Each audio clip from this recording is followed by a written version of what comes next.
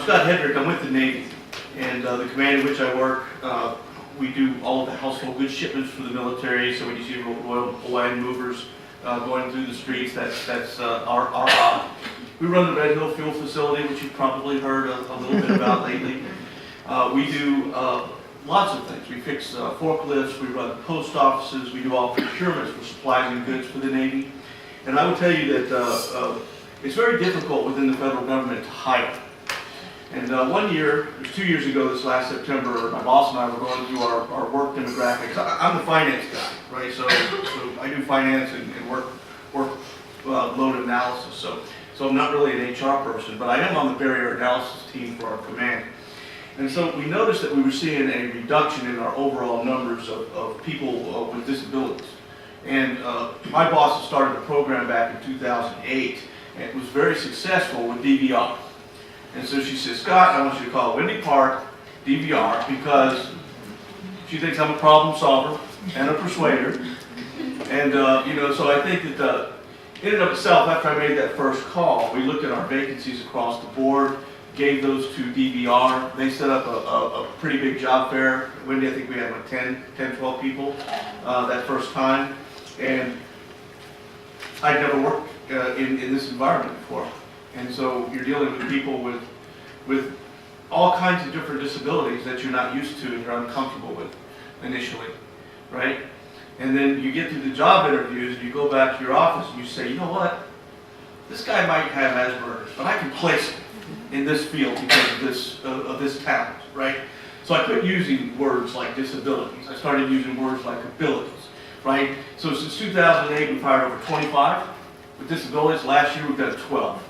We've promoted 5 of those into permanent positions within the federal government because, right, we quit treating this like a community outreach program and started to realize that we were getting some of the best talent on the island with this program. It's just amazing, right? So I've got my hiring managers, right, coming to me, not the HR guy, find me another Carissa.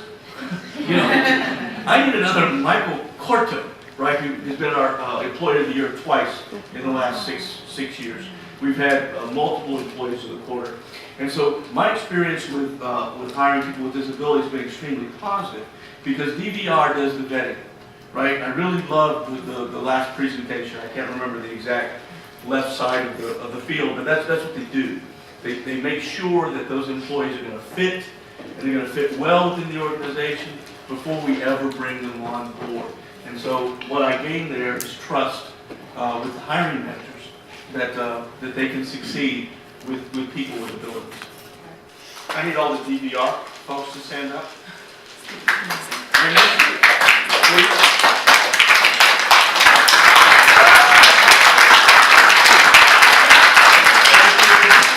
I wanted to get that in first because the nature of the question is how do I do it? How do I go about hiring people with disabilities? It's that team. They're hungry. They're working for their clients. Impromptus, they put up with me calling and saying, hey, I know you got this person, can you have them in tomorrow for a job fair? I roll in, I roll out, do an initial interview to see if I think they might be a match before I bring out the hiring managers. Now, I'll talk a little bit more later about how to establish trust with hiring managers when it comes to hiring people with abilities, right? It's simply put, is ensuring that you're helping them understand what accommodations are necessary prior to the prospective employee coming on board. DVR gets parents involved. I've had times where we hired that one person with Asperger's, and they kept saying, transportation's too bad. It's too bad for me, right? Well, how do you go about fixing that? Talk to the hiring manager. Why aren't you calling handyman if this person's so good? Why aren't you doing something to affect change? DVR goes out, reaches out to the parents. The parents said, oh no, we love dropping him off every single day, right? He would really like to go back to playing video games, right? And so now he's getting good exercise in the morning, walking to work. You see where I'm going with this, right? Is that we're engaged in every aspect of these people's lives to ensure that they can not only meet employment, but this position that I have this kid with a 3.94 GPA from Chaminade, right? I can keep him in that position for life, right? So working very, very well for the Navy. He's serving our nation, right? And his family is also well taken care of as well. You know, the hardest part about starting my program was getting the trust of the hiring managers. Truly, that was the case. I was able to afford to do a bunch of hire aheads, and I put them all in my department. And I put them to a variety of different tasks. And it takes so long in the federal government to fill a vacancy that when a vacancy would arrive in one of our departments, you know, we have hundreds and hundreds of employees, many different departments, that vacancy would arrive, and I would say, oh, you know what, I got Kelly. Why don't you try Kelly, right? And so you get the individual into the working environment, right? There is a little bit more investment at times, you know, that takes place, but you gain the trust.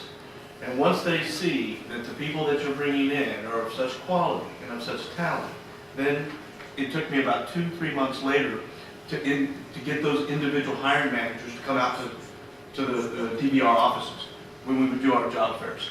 And so it began again, like I said earlier, get me another Sally, get me another Billy, right? It became such a vital resource, right? Using DBR, finding people with disabilities, and I'll go back again and say with abilities, right?